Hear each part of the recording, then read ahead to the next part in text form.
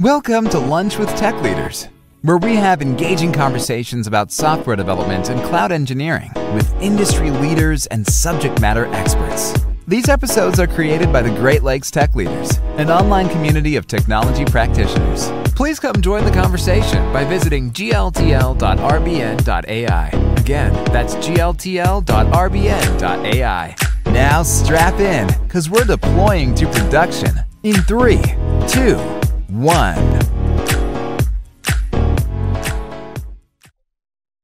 Welcome to the next episode of Lunch with Tech Leaders. My name is Derek DeYoungie. I'm the VP of Engineering here at Right Brain Networks, and I'm your host for today. Joining us today is our software and data consultant, Tom Kowalski.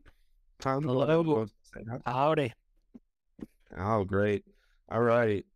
We also have with us Joe Coleman, our business consultant from Right Brain. Joe.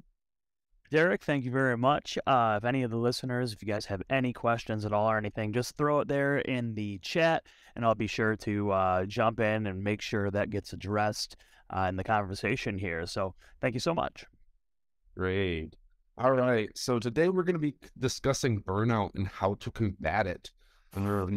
So we've got a lot to cover today. Go ahead and strap in. We're going to rocket ship off to Tom. All right. Yeah. Burnout. I think it's something that we cover a lot of topics, but I think this one, everyone, touches everyone in the industry. So, yeah, this will be a fun one. So one of our subject matter experts who has, experienced this and can speak on it, we're bringing back Nicole Anderson. If you want to introduce yourself. Hey, everybody. Nicole Anderson here. I, since my last podcast, started a new position. So I am now the senior product manager at Meetup, working on their enterprise customers with their pro product and trying to build out that side of their business. So I'm really excited to join Meetup.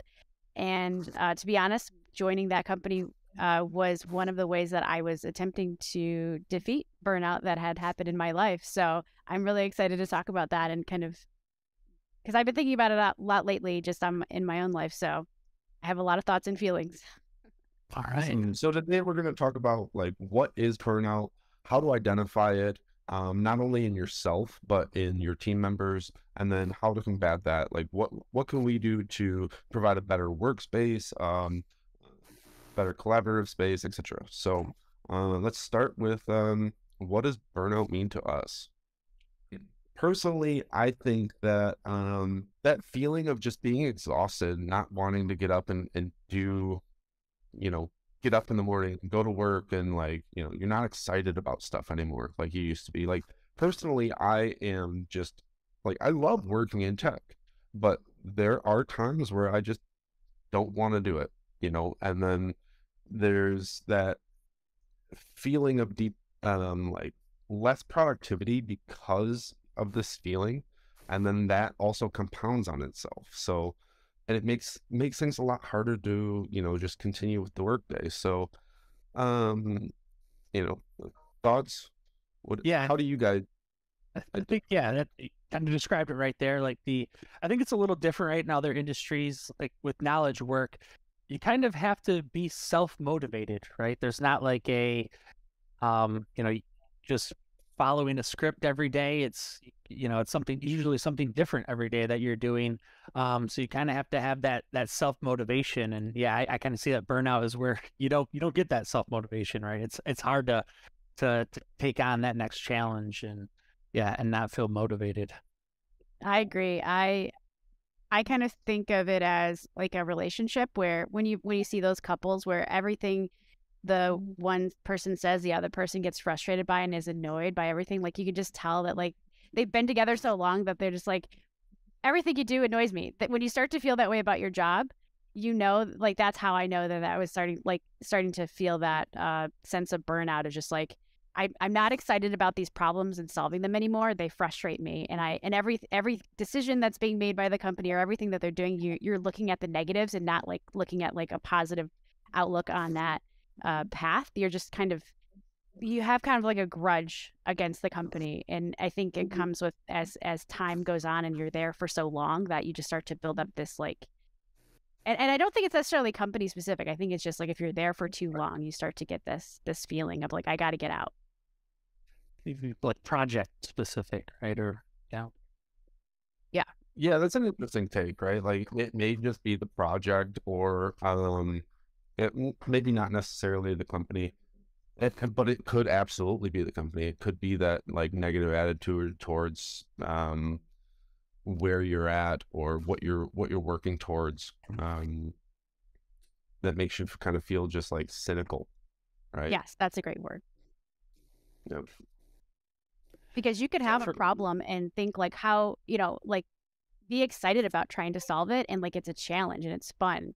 And it's like, yes, I want to dive in and solve that problem. Or you could have a problem and say like, oh, yet another problem here. And just like, it's all about how you're perceiving the issue, right? Like you come into a company and be excited about it. And the people who have been there for a while are frustrated by that. And so I finally realized why people in tech like change jobs every couple of years. And like, I think it's because of that. Like you kind of have to have that like level of almost like naivete of like, I can make a change, I can make a difference. And if you're there for too long, you start to like lose sight of the forest for the trees of just like, I can't make effective change anymore. At least that's how I felt. Yeah. Absolutely. I think it's definitely an interesting point, like the switching companies and switching jobs, right? That's one of the things that I love about being a consultant. And that's one thing that I definitely tell people that like they might not like, right? Is that switching between projects, you see completely different problems. So it's not relative. I don't want to, that's not the right word, but Repetitive, monotonous. yeah, it's not something familiar, right? So that's something that I enjoy, but sometimes like some people that might not be right for everyone. So I make sure to mention that in like interviews and stuff like that, right? Yeah. For me, it always comes up if working on a project I don't necessarily agree with the direction of it, and that's usually what gets me. That's an interesting take, right? Like how do you use your soft skills to direct your company or business in the direction that you want to work in? Yes. Yeah. And yeah, it's on you to recognize it too. And as we'll get into later, it's, kind of on your managers to recognize that as well. Yeah. Absolutely. So let's talk about that. Like, how do we identify burnout in not only ourselves, but, the people around us? So let's talk about common, I think we've kind of covered a few of them already, like the cynicism, things like that. How do we identify burnout in ourselves and others? One way that I identified it in myself is I didn't actually know it had a name, but like people call it the Sunday scaries or the Sunday sads or whatever, where like on Sunday you just dread going to work the next day. And Right. at my new job, I don't feel that anymore. And, maybe eventually I will, but like it was such a relief to not have that feeling of dread anymore. And I didn't even know that I could have a job and not feel that way. It's kind of like an eye-opening experience of like, oh, wow, I don't have to hate my job. I mean, not that I hated it, but just like I don't have to dread going back from a break. So that was one way and I didn't even realize until I stopped feeling it. So I was like, oh, it's gone. Yeah, I think it's kind of important. You got to take that check, right? You don't know until you've made the change. So you kind of have to have like those break points, like, once a month, do that, take a step back, reality check, or else, yeah, you'll just keep going down the path and not knowing.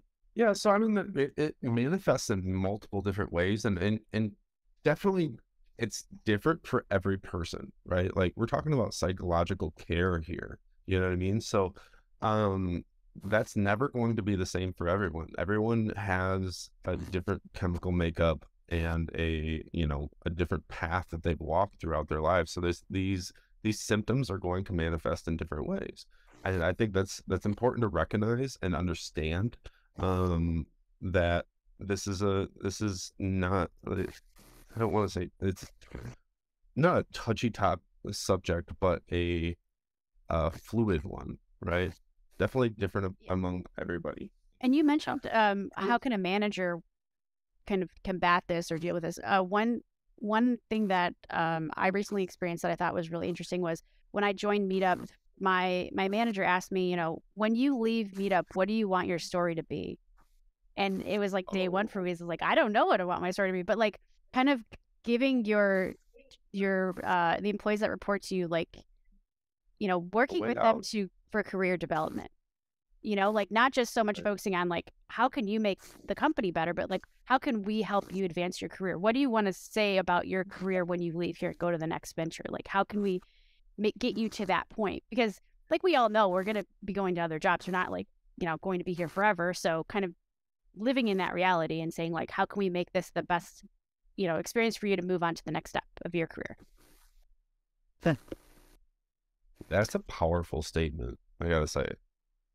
Right? Like, when you leave here, what do you want your story to be? I really like that. I'm gonna steal that. I was really impressed when he asked me because I didn't know what to say, but now I'm thinking about it. Yeah. And again, I feel like you gotta constantly bring that up, right, in your one-on-ones. Maybe not as frequent, but you know, at least like quarterly, right? Asking that question. Yeah. Right. So if we're managers and we are looking for, we're on the hunt to see how our people are feeling, right? What are we doing to like identify this in our people, right? One thing that I definitely look for, and you know, I'll admit I'll personally have, you know, been there, is frequently being late. You know, not wanting to get up, not showing up. Like, it may be 9-10 o'clock or something like that they really start responding, or 10 o'clock they start responding or something like that. That is definitely a sign that they are just not wanting to show up. Other things are just like commonly being irritable, right? Or cynical towards clients or customers, or, you know, it's that this problem again, right? Like, why haven't we solved this? Well, do you have an answer for it? Can you solve it? And it's that flip that we need to do inside of our folks that is difficult, especially when they are feeling burnt out, right? Like there's a resilience to wanting to like flip the thinking, right? Yeah. It's that mentioned, like, is there instinct? Go ahead. I was just saying, you mentioned like the external customers, but it's also internal as well. I feel like that communication, like that, the kind of spreading like the dissonance, right, of you know, not liking what you're doing in your job, right? So kind of keeping an eye on that, like the communication within the teams and what they're saying, and maybe not, you know, like asking others to, like, you know, rat somebody out or something, but like, you know, how do you think this person is doing, right? Because maybe they'll open up to somebody, you know, that is not their manager, kind of get a feel for that. Nicole. Oh, I was just going to say that I think you can start to identify it in people with how they initially react, like kind of what you were saying of, you know, if you're trying to work on a project or there's a challenge, is their initial reaction to be supportive and collaborative and find ways to make it work, or if they're kind of reflex is to find all of the holes in the problem and challenges. Like sometimes that's like healthy in certain doses, but like it's just that kind of like where their headspace is at. When you really like someone and they say something, you look at it in a positive light, and when you really dislike someone and they say something, you immediately look at it in a negative light. And I think it's kind of the same for your job. It's like, where are you giving them the benefit of the doubt or not? Like by default. And that's just like a reptile brain thing. Like we're not even thinking about it. We're just doing that one way or the other. Right. I definitely want to go back to something that Tom said. I think as far as culture goes, hey, this person is like, it's not ratting somebody out, right? Especially when we're talking about like mental health and supporting the people that are doing the work. It shouldn't be about ratting somebody out. It should more be about like taking care of each other. identifying these things and saying like, hey, I think this person like maybe needs time off, or needs some sort of support, and in like that shouldn't be a I'm ratting them out, right? It should be more like thought of as I'm trying to help and I'm trying to take care of the people around me. And I think it's hard to see it that way, right? For a lot of people. Yeah, I think, like you said, the culture, right, of not just the company, but making sure as a manager with your teams of being able to allow people to be open and express that. Yeah, a culture of openness is it's hard to cultivate, but it's necessary for a healthy team, right? Yeah. Okay, so we've kind of identified how like what burnout looks like, how to look for it in not only ourselves but our team. How do we fight this? How do we make sure that people feel supported and um, provide them the resources and the time to make sure that their mental health is in a good spot? I think this phrase is, overused a lot, but like work-life balance is something that I didn't have. A lot of my identity was wrapped up around my job, and I kind of, you know, was really, into making the company better, and like spend a lot of my thinking outside of work on that, and it just kind of overwhelmed me, and it kind of became who I am. And so like, now I'm trying to learn from that, and get out more, have hobbies, try to have more of an identity like outside of just being a product manager for a company, because at the end of the day, like it's not who I am, it's what I'm just doing for a salary. But I, when you leave that company, you don't want to feel like your identity is gone because or who am I now? Like that's kind of how I felt, and trying to learn from that. That's really interesting. There's 2 points you made that I want to touch on. One is like the term work-life balance and what it means in home era, right? And I lost it, but it's probably something to do with it. Your like the identity topic, right? So like first of all, work-life balance and how that's changed in our work from home.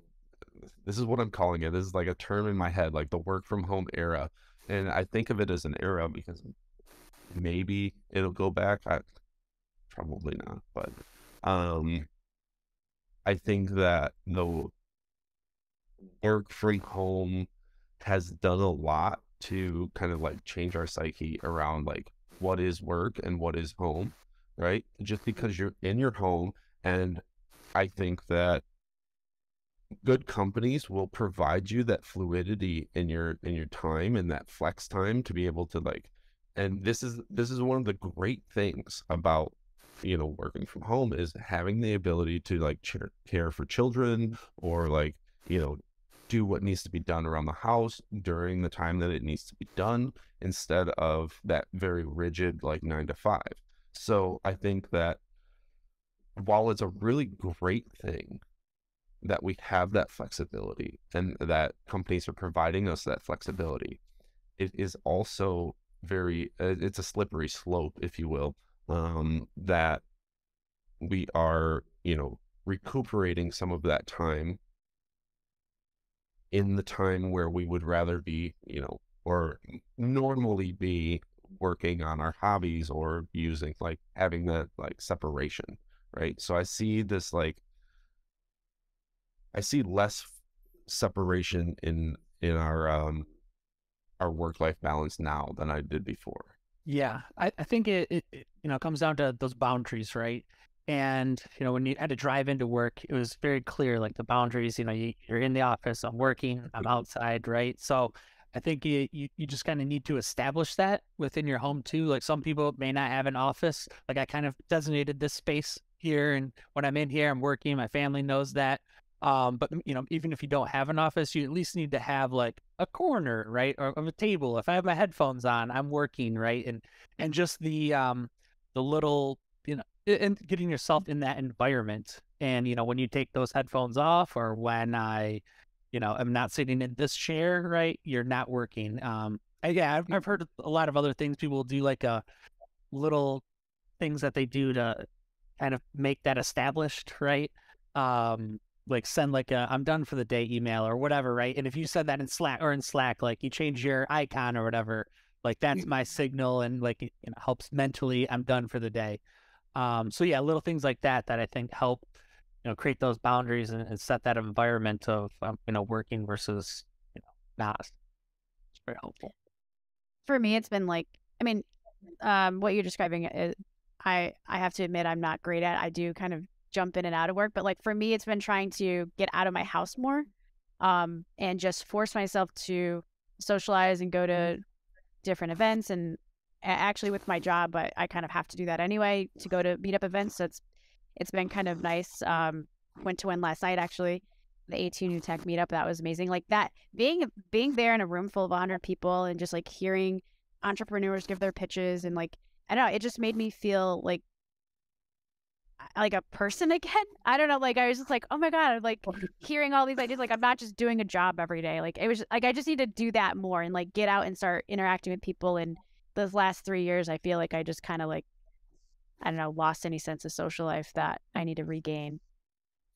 So that's that's my goal Glad you're for doing myself, better. to get that better work-life balance. Yeah. Were there really 100 people at that meetup? Yeah. It was in the Okay, yeah, shout F4 out to, restaurant or something. shout out to A2 New Tech and Detroit. What is it? Detroit Startup or something like that. Yeah, they did the Ann Arbor Spark Bootcamp entrepreneur results, so that was maybe also why, but it's pretty cool. Yeah, awesome. That community is so vibrant and beautiful. So, all right. So, as a let's put our manager hats on. What can we do to help our people identify that work-life balance, set boundaries, right? I think that's really important. And it's something that I think we should all try to adhere to. Is like, if you're not working, it's okay to not respond, right? Yeah. Like, I think it's on the manager to make that clear, right? The transparency and then setting the culture, right? It's not just how you feel. It's also documenting it, right? When you are out of work, you're out of work, or you're on call, and this is the procedure. And no one should kind of feel like, am I working? Am I not working? I feel like it's on the manager to kind of establish that and make that clear. Yeah, and follow yourself. As a manager, I feel like I'm responsible for taking a lot of the load. And so like I think this is important to call out as well. Like when you're managing people, like you deserve time too, right? Like I try to take the blunt of the load. I think one of my engineers says that like I provide cover, right? Like, and that's a lot of load to take. So and I will continue to do that and shield my people from like off time work and stuff like that, because I feel like it's my responsibility. But at the same time, sometimes it's not. Like sometimes it's the customer can wait, right? Because of our mental health, it's important. Like otherwise, we can't be there the next day. Yeah, I think it can't always fall to one person, right? You have to have that clear line of who's on call, right, or a goalie, sometimes we'd call it, and kind of share that around. And yeah, maybe it can elevate to you, but like you can't be the next person in line all the time. Yeah, absolutely. What about mindfulness? Like, what do you guys do to be outside of work?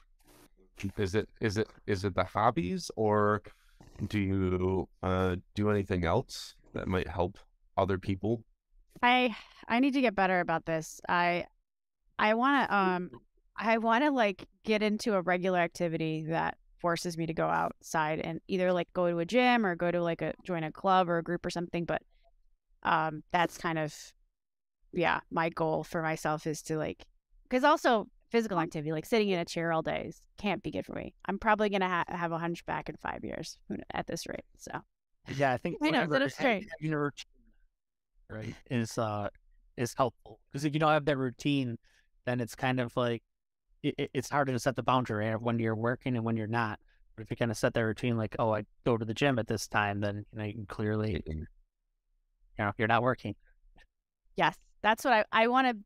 I am always impressed by people who go to the gym every morning at 7 a.m. I never thought I could be that person. I probably never will be because I'm also not a morning person. But I want to do something like that. I don't know what time of the day it will end up being, but I need to have a routine where I'm like, yes, committed to this, and also for my own physical health. Like, easier said than done, I know, but that is.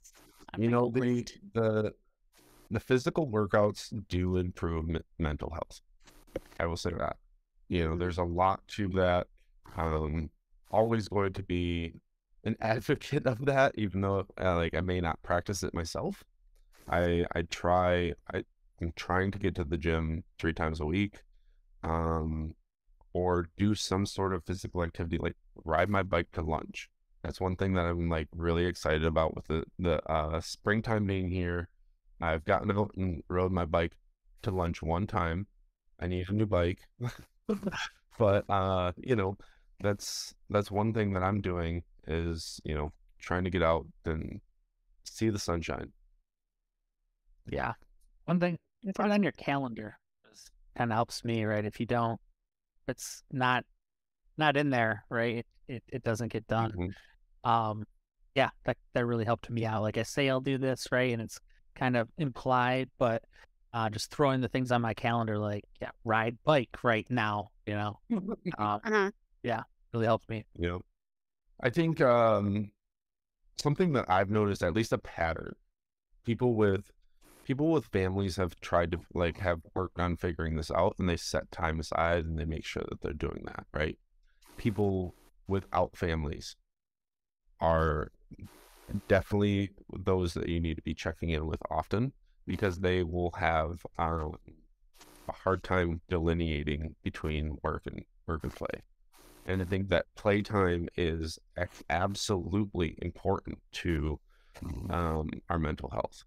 And play may be anything, right? Like it may be a hobby, it may be making something, it may be just cooking dinner or stuff like that. But it's absolutely important. Yeah, I can see that. I have kids, family, right? That is the schedule that I talk about. It's got to take them to this or go do that, right? So, yeah, I can definitely see that. It's important to. I'm on the opposite side, so yeah, I know exactly what you're talking about with not being able to have a clear line of delineation. Schedule it. Yeah, for me. Yeah, I like Tom's mention of like putting it on the calendar. Put you time on the calendar, and one of those things that I've done is personally, I've started seeing a therapist, and I put that time on the calendar and I make sure that happens. Right. 3-4 years ago, I might have been like, oh, is this okay to say? But no, it is absolutely okay to say. Like, yes, I see somebody and I talk and get through my stuff and, work on my mental health, because it's like, it's not only important for me and my progression as a human, but also for my job as well, Yeah, I'd recommend that to anybody at a company. Usually companies provide a lot of resources like that, so take advantage of them. Look into that. One thing that I did in preparation for this is we've actually got someone who we've worked with, and they're called Healthy Mind Innovation, and they have a work program. So it's called Healthy Minds at Work, and guess what? I signed us up. So anybody listening from RBN, like you might get an invitation to it up here soon. So we're going to be looking at this more intently. Yeah, let us all know how it goes.